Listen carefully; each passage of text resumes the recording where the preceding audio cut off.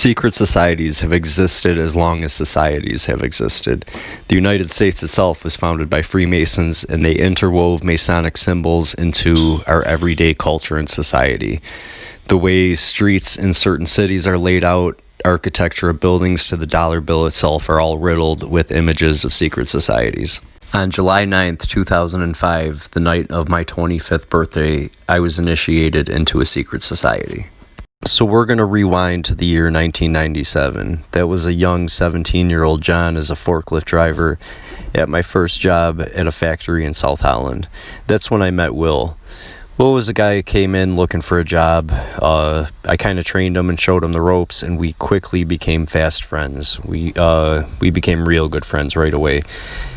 The next couple of years I spent, I'd go to his house, we'd sit in his garage, smoke some weed, talk about life, talk about God, talk about death, getting into some deep conversations. Will had a lot of cool shit laying around his garage. I started to ask him about some of the various images I seen, and that's when he informed me of the group he belonged to. Now, I always heard of secret societies when I was like a young teenager, but that day I learned that they not only exist, but they are everywhere and they are very real. So after hearing that, I'm like, fuck yeah, sign me up. I wasn't sure how serious he took my request until about a week later. It was the last week of June, and I walk out to my truck in the morning, and I found this mysterious envelope sitting on my driver's seat, which made me kind of think back. In all this time, I've never told Will my address, nor have I ever not locked my truck at night. So I was kind of thrown off by the mystery letter, a little bit frightened, a little bit intrigued. But it was pretty much a handwritten invitation to come up the following week and apply for membership up there. So the day came. It was actually my birthday. I quickly celebrated with the family and headed out and followed the directions written on the invitation. I pull up to this old brick building. There was a group of men waiting outside there for me. They blindfold me and lead me into the building. So after a long and interesting initiation night, I get the blindfold taken off at the end of the night, only to reveal a large group of people, a couple hundred strong, and I realize that I am the only white person in the entire group, the entire room, literally the only white person in the entire group, which is fine. I've just never had or never been around that many people of a different culture at one time before. It was kind of cool, actually. I spend the next few years studying. I eventually move up and become secretary, but I spend a lot of time studying. There's a lot to take in, a lot of math, a lot of history, the handshakes, the passwords. There's really a lot to learn. The coolest part about the story is not so much what goes on in the meetings. The coolest part about the whole story is the people. So as I mentioned previously, I wasn't the most experienced person around black culture. I had some black friends at the time, but never that many all at once. What I did learn about the group I joined was these motherfuckers love to party. This group took me in, and I got very, very close to them. I loved them, and they were like family to me. We were real close. They like their music loud and their alcohol strong.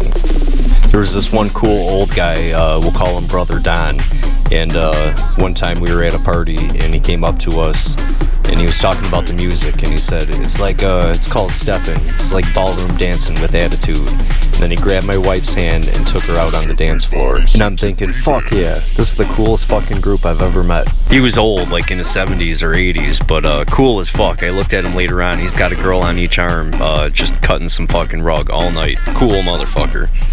Another one of my buddies up there, George, he was this old black guy who was always by the grill. He was from down south. He taught me some of the secrets of what makes a fine barbecue, but I promised him I would never tell anybody. He'd always want to send me down the street to get some vegetable that doesn't exist. Now I want you to go down the street to the store to get me 2 things of Tinderman. I'd say, George, what the fuck is Tinderman? God damn it, stop asking so many fucking questions. Just go get the goddamn Tinderman. So I'd have to go down the street in this rough neighborhood to this busted ass grocery store. There's all these fucking guys standing outside wearing the same color clothes. And this hard looking fucker walks up and says, man, what the fuck are you doing here? I'd say, I'm just supposed to get some vegetables for George. And apparently they knew who George was, so they just waved me right through, and eventually I got to know them too. So now the women had their own group going on. It was called the Order of the Eastern Star. They weren't allowed in our meetings, but we could go to their meetings. It was kind of a weird setup. But anything involving the kitchen was their territory. They ran the kitchen. Not even the highest ranking male person there dared step foot in the kitchen when they were doing shit. One time they sent me back there as a joke, and I go strutting back in the kitchen, not a care in the fucking world, and I get stopped by these 3 women. Boy, what the fuck are you doing back here? And I said, I'm just getting something for Brother Jackson. Boy, get the fuck out of my kitchen. And they start throwing food at me and shit. Not as a joke. They were serious. Over time, I won them over, though, because I became the only male that they let in the kitchen eventually. They taught me how to cook and shit. It was cool. Fast forward now to about 2009. It's been about 4 years. I've really gotten secure in my spot, and I got to know everybody. There was a couple hundred people, and picture everyone looks the same. Everyone's got a black suit. Everyone's got black hair. So I really had to look at faces and learn everybody's name, which was very beneficial to me. I really got close to these guys and learned a lot from them. So I'm sitting at my desk one night, and the highest guy, the headmaster, walks in and says, Brother Frank, you've been chosen to move up to the inner circle, which surprised the shit out of me because I didn't know there was an inner circle.